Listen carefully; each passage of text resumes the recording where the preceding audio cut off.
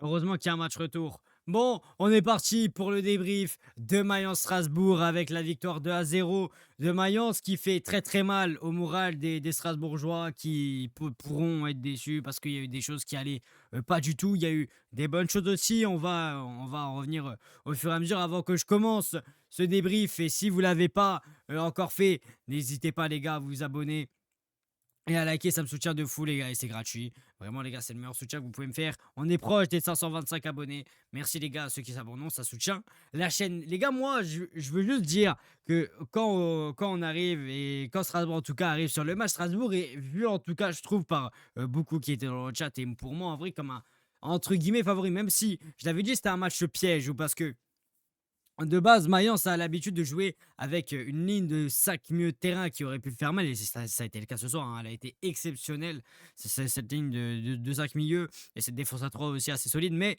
t'as eu des choses qui, pour moi, ont été un peu aussi ridicule de la part de Strasbourg. Je suis désolé, mais pour moi, l'entame, les 20 premières minutes, les 20, même 25 quasiment, mais à peu près 20 premières minutes que te fait Strasbourg, c'est une honte. C'est une honte parce que tu es en quart de finale de la Conference League. Heureusement que tu as le temps de te préparer, tu as une semaine, tout comme nous le PSG, parce que on a reporté PSG Lens, vous en souvenez, mais Strasbourg a aussi reporté son match, donc ils ont heureusement une semaine pour se préparer. Il va falloir bien se préparer parce que quand ils arrivent dans le match, bah, ils sont pas du tout. Ils sont pas du tout. Il y a du déchet dans le jeu. Tu sens que ça manque des fois d'appels où, par exemple, il y a un défenseur, il n'y a aucun mieux qui décroche pour faire un appel. Personne prenait des décisions, ça faisait que des passes en retrait, ça faisait des longs dégagements dangereux, ça dégageait dans l'axe, mais des choses lunaires, hein, des choses lunaires. Ça a été compliqué et rapidement, tu te fais punir sur un compte parce que cette ligne de 5 milieux de terrain de Mayence t'a éteint. La ligne de 5 milieux de Mayence, elle a éteint Strasbourg. Je sais pas comment, je pensais pas, moi, quand je vois la composition, mais en fait, de base, je me dis que Strasbourg va. Il y a beaucoup de qualité, certes, c'est jeune, moyenne d'âge 22, 23 ans à peu près, de Strasbourg, alors que Mayence, c'est 28. Oui, peut-être que ça peut jouer, etc. Mais pour moi, Mayence, c'est cette ligne de 5 avec Emwene, Kawasaki, Sano, Nebel et Widmer. Qu'est-ce qu'elle a été? Oh là là, ça a été tellement bon. Ça a été tellement bon. Sano qui a été, je crois, homme du match. Ça a été trop. Ça a été trop, vraiment, comment ils ont joué. Et eux ont été hyper bons en contre. En fait, ils ont pris Strasbourg de leur point parce qu'on savait que Strasbourg allait venir, en fait, avec un bloc où ils allaient presser déjà et ils voulaient avoir le ballon. C'était déjà leur but de base. Mais eux, Mayence était venu dans un système où ils voulaient réellement les contrer. Voilà, ils venaient avec un bloc médian et quand ils pouvaient partir dans le dos, ils partaient vite dans leur dos. Et ça fait très mal. J'ai l'impression que même Strasbourg peut-être n'était même pas prêt à ça, alors que comme c'était prévisible. Et pour moi, ça me paraît quand même assez bizarre. Mais je vais commencer à faire. Déjà, vous citez ce premier but qui vient de Sano, c'est une perce, c'est vraiment une percée solitaire de la part de Sano. Il arrive entrée de surface côté gauche. Et le but ressemble beaucoup d'ailleurs au but de Désiré Doué, on s'en rappelle, qui était hier soir d'ailleurs, où il enroule, où c'est contré par un joueur, où il y a deux joueurs en face de lui. C'est un peu vraiment là, comme l'action de Doué. Et du coup, ça lobe Mike Penders qui peut rien faire sur la frappe. Ça fait lucarne droite, 1-0 Mayence. Pah, tu te prends un coup derrière la nuque et celui-là, tu vas pas t'en mettre parce que déjà, je crois que c'est moins de 10 minutes après, tu te reprends un but. Tu te reprends un but sur coup de pied arrêté, sur une reprise de poche qui te met ça encore petit filet, quoi. Et sur coup de pied arrêté, alors Mike Penders ne sort pas. J'ai regardé l'action.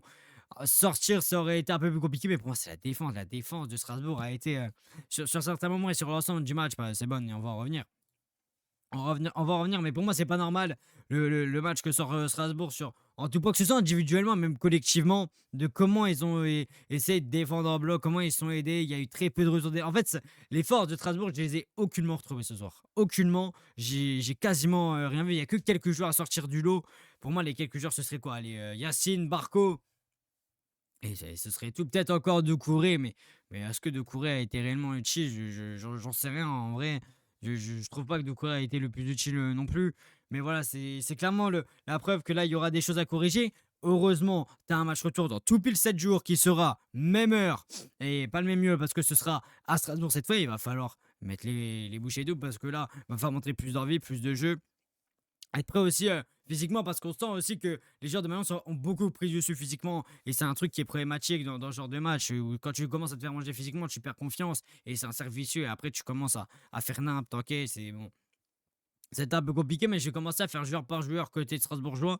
Et je vais commencer par Penders. Alors, Penders, même si sur le deuxième but, certains vont leur reprocher de pas sortir, c'est simple, si Penders c'est pas là, il y a 4-0 Mayence. Il y a 4-0 Mayence parce qu'il y a eu tellement d'occasions de la part de Mayence, c'est tellement de grosses arrêts de la part de Penders. Après, en deuxième temps, il est beaucoup plus sorti. Il y a eu beaucoup de longs ballons aussi de la part de Mayence parce que Strasbourg a réussi à reprendre le dessus, heureusement.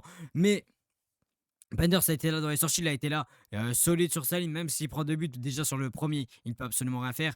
Alors le deuxième, il est quasi aussi compliqué. Donc pour moi, sur les deux buts, il ne peut pas faire grand-chose. Pour moi, Penders, il a été quand même assez solide. Donc pour moi, Penders fait quand même un bon match. Dans l'ensemble, il se adapte et c'est l'un des seuls à faire un bon match ce soir. Et après, on va passer à Chilwell. Chilwell, côté gauche, ça a été très très compliqué. Ça a été un Chilwell qui allait très très peu vers l'avant. Un Chilwell, en fait, il a été très très peu en vue. Déjà, il a été très très peu à disposition. On l'a très très peu vu. J'ai trouvé un Chilwell assez muet qui arrivait pas à jouer en une de touche. Il se faisait vite museler par Widmer ou Nobel qui ont été monstrueux en ce soir. Mais ouais, Chilwell, match assez décevant. Ça ralentissait beaucoup de jeux. Ça repartait trop en retrait pour rien. Alors que le de base que devait faire Strasbourg quand ça allait moins bien, Chilwell devait prendre le ballon et essayer de prendre des initiatives pour repartir devant avec Barco ou Yacine ou même essayer une percée, même peut-être. Mais ça a été aucune fois tenté par tout le monde. Ça a été par tout le monde. Après j'ai passé à Mouba Midele. Alors, Mouba Midele, ça a été un match assez compliqué. Il s'est fait manger déjà sur des 1 contre 1. Et tu sens que le mec est pas serein. Déjà, tu sens que ça a été compliqué pour lui. Quand il y avait d'un contre un face à Chet ou Wiper, tu sens que ça avait été compliqué. Il se faisait vite manger. Il se faisait vite prendre dans le dos. Heureusement que tu avais un Penders derrière parce que sinon, je vous ai dit que ça prenait rapidement, je pense, 3-4-0. Mais Mouba Midele, ça n'a pas été très bon. Et je pense que c'est décevant. C'est décevant parce que tu as 15 joueurs pour moi en défense qui fait son match et de courir, mais il fait pas non plus un match waouh. Donc c'est décevant. C'est décevant ce que fait Mohamed Dele, mais bon.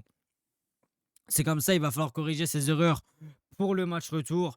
Comme j'ai dit encore, mais Mohamed Dele, pas un bon match, en tout cas pour moi. Et après, Doucouré, qui était capitaine, en plus de ce match, Doucouré, ça fait un match assez, bon, pas mitigé, mais en fait, Doucouré, ce qui est compliqué, c'est en fait, il te fait une première mi-temps où, alors sur le premier but, c'est pas lui qui faut chiffre, c'est clairement Gueladoué à la base, qui je crois en plus contre la balle, donc c'est quand même pas sa faute, mais je crois que sur le deuxième, c'est lui qui va de base sur le corner qui est tiré au deuxième poteau, il va normalement aller la prendre, mais je crois que c'est lui qui loupe la balle et qui du coup qui donne, enfin qui laisse poche littéralement quasiment marqué.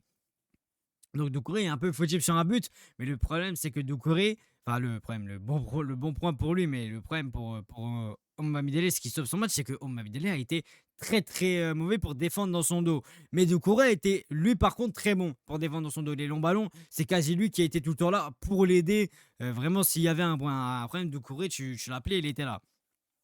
Doucouré a été bon sur ça. Il a été là au moins pour remobiliser. Tu sentais c'est un des seuls qui avait entre guillemets l'habitude, alors qu'il a 22 ans. Hein, Doucouré est hyper jeune, mais Doucouré voilà, a essayé de se montrer, a essayé de prendre ses responsabilités. Et j'ai aimé Doucouré des fois.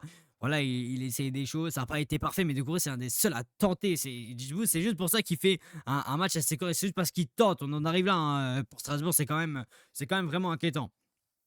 Et après côté droit, Doué. Ouais, Doué, match assez compliqué, hein, il prend même un jaune. Doué, ça a été vraiment, vraiment compliqué. J'ai pas trouvé un Doué qui était là offensivement. Pas trop un Doué offensivement. Défensivement, ça s'est fait manger, clairement, par Emouné et Sano. Il s'est fait manger, clairement, défensivement, la Doué, ça n'a pas été bon non plus. Dans les relances, certes, ça a essayé de jouer rapidement vers l'avant. Beaucoup de déchets dans le jeu pour Doué, ça a été compliqué pour lui, là, Doué, ouais. Doué un peu compliqué, là de sa part, là, pour Doué. Mais après, bon, Doué, faudra voir au match retour. Après, Doué, voilà, pourra aussi exploiter. Normalement, je l'espère en tout cas pour lui, offensivement, parce qu'on l'a vu monter vers la fin de match et ça a apporté beaucoup d'occasions. Donc, on voit aussi que Doué est quand même vraiment bon offensivement et qu'il faudra le mettre dans ce rôle-là aussi, parce que pour moi, la compo qu'aligne Strasbourg est bonne sur le papier, mais pour moi, le système jouer en 4-3-1-2 serait pas. Pour moi, il fallait partir sur un 4-2-3-1. Au moins, tu avais ta ligne de 3 où tes ailiers auraient pu partir vite rapidement. Alors, Je comprends le 4-3-1-2 parce que tu voulais en fait aussi 2 joueurs pour repartir vite vers l'avant s'il y avait encore des comptes vu que c'est parce que si tu passais cette ligne de 5, il te restait plus que entre guillemets 3 joueurs à passer et en fait, je pense que Strasbourg passait enfin, s'est mis dans cette optique-là, qui s'est dit que ouais, si tu la passes, ça allait être entre guillemets simple, mais même défensivement, ils ont été très très bons les joueurs de Mayence, donc en vrai, leur système n'a pas servi réellement à grand chose pour moi. Et après El Mourabé, alors El Mourabé, match assez mitigé parce qu'El Mourabé a été là défensivement, oui, pour les dégagements. Il a été là, il a essayé d'être assez serein. C'est l'un des seuls qui voilà, faisait les replis pour se dégager. Mais par contre, offensivement, ça a été fantomatique. El Mourabé, je l'ai vu sur quasi aucune occasion devant. El Mourabé, voilà, match assez compliqué. Voilà, des fois, dans les dégagements aussi, c'était un peu hasardeux. Voilà, je trouve que ça n'a pas été un match flamboyant de la part d'El Mourabi. Pas un si mauvais match non plus parce que il te fait quand même des fois des retours défensifs qui te font du bien ou s'il ne te les fait pas, tu sens aussi que c'est compliqué. Donc pour moi, le Mourabi, match assez mitigé de sa part. Après, Oyedele. Alors Oyedele, c'est ça, c'est pour moi le pire, quasiment le pire milieu de terrain parce que Oyedele, ça jouait à contre-temps. C'était que des passes latérales, c'est simple, Oyedele, que c'est en fait, ça allait que soit sur Doué, soit sur El Mourabi ou soit sur Barco. Et ça s'arrête là. Ça allait jamais vers l'avant. Oyedele a ralenti je sais pas combien de fois le jeu. Que des passes latérales ou en retrait. Il n'a servi absolument à rien, Oyedele. C'est simple, il n'a servi à rien. Oyedele très très compliqué. Et pour moi, Yedele n'est pas un joueur qui aurait dû commencer en tant que titulaire. Pour moi, j'aurais mis Nanasi à sa place. Nanasi apporte beaucoup plus déjà de technique dans ce milieu de terrain et tu sens que Nanassi a pas peur déjà de prendre ses responsabilités et prendre la balle et partir sur la vague déjà et porter sa balle. Donc c'est ce que Oyede n'a pas fait. Donc ils auraient eu besoin d'un joueur comme ça. Pour moi aussi, Oney s'est trompé sur ça aussi. Donc pour moi, c'est assez compliqué. Après Barco. Barco sur le côté gauche, enfin sur le côté gauche, on s'est compris, mais en fait Barco a été là sur les replis. Il a fait tellement de bien pour aider Chilwell quand il était en difficulté. Barco a été bon aussi offensivement et lui, Barco a réussi à aligner les deux. Il était là quand ça allait pas. Défensivement, il faisait les replis. Quand ça allait bien en attaque, il allait devant. Et Barco, c'est lui qui était toujours à l'origine des occasions. Il a été quasiment là sur toutes les grosses situations. C'est lui qui mettait des longs ballons des fois sur l'entrée des mégas, qui lançait des fois Godot ou Yacine. Il n'y a que lui qui faisait ça. Et pour moi, Barco, c'est l'un des seuls à sortir du lot. Barco de faire un bon match.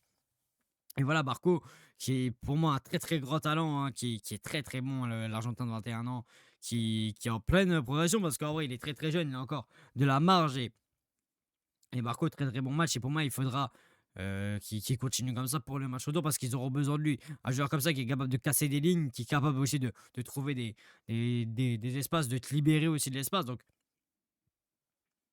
pour moi, Barco, ça a été très très bon ce soir. Et après, Yacine, en vrai, un match assez bon. Bah, Yacine, ça a été aussi l'un des seuls qui, quand ça allait pas, essayait de prendre la balle et essayait peut-être essayer de dédoubler. Et il essayait d'apporter des situations, même s'il était seul, donc il pouvait pas faire grand-chose, je trouve, Yacine. Mais Yacine, l'un des seuls qui, en tout cas, qui a essayé de partir vers l'avant. Mais vu qu'il n'a pas été aidé, je peux pas dire qu'il fait un mauvais match en tant que ça. Alors, il sort à la 60e. Mais je pense plus pour le préserver que parce qu'il fait pas un si mauvais match que ça. Yacine a été bon. Il y a eu très peu de déchets, je trouve, en plus dans ses centres ou quoi. Ça a été l'un des rares en première mi-temps pour Yacine. Mais voilà, pour moi, match assez bon de la part de Yacine. Après, Godot compliqué. Alors Godot a rapporté des situations, mais Godot à la finition, ça a été très très compliqué. Mais Godot a rapporté je sais pas combien d'occasions. Ça, je veux bien, mais le problème, c'est que vraiment, dans le dernier geste, ça en manque beaucoup dans le dernier geste de la part de Godot. Je sens que dans les centres et à la finition, il loupe une grosse occasion aussi, Godot. C'est ça aussi qui lui coûte un peu, entre guillemets, son match. Mais Godot, il loupe des grosses occasions.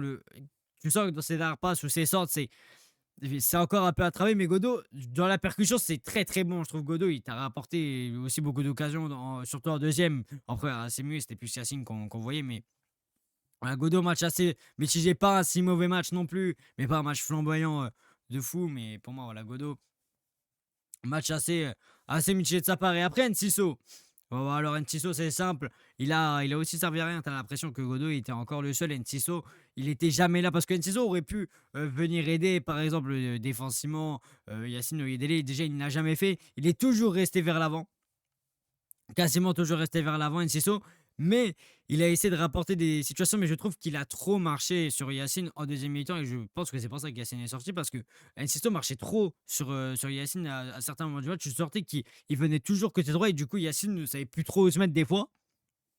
Et je trouve ça dommage. Je trouve ça dommage de la part de Enciso qui, pour moi, aurait dû avoir un rôle où il aurait dû rester devant comme un peu un renard des surfaces parce que tu sens qu'il manquait ça, un gars qui vraiment faisait le poteau devant. Mais malheureusement, ils n'en avaient pas ce soir, Strasbourg, et ils n'ont pas réussi à faire ça. Et je vais parler des deux entrants là, qu'on a plus vu. Donc, déjà, Moreira qui prend un jeune en fin de match, mais Moreira fait une bonne entrée. Moreira t'a rapporté ce que rapportait encore à la base Yacine, mais il te l'a rapporté encore plus parce que en faisant rentrer Moreira et Mega, il change de système et tu sens que ça va déjà mieux. Ça rapporte beaucoup plus d'occasions, ça des droits rapidement et c'est là que aussi Doué a commencé à se montrer avec Moreira. Voilà, Moreira faisait beaucoup plus les retours défensifs que Yacine, même si Yacine en a fait, ça je veux bien, mais Moreira c'est très bon et Moreira doit commencer titulaire aussi. Moreira doit commencer titulaire.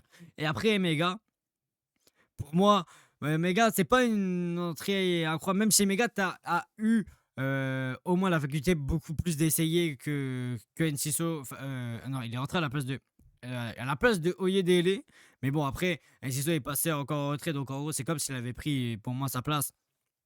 Mais pour moi, en tout cas, Emega, match assez bon de la part d'Emega. Je suis désolé. Pour moi, en fait, Emega te fait une entrée qui te rapporte plus qu'un joueur qui a joué 90 minutes.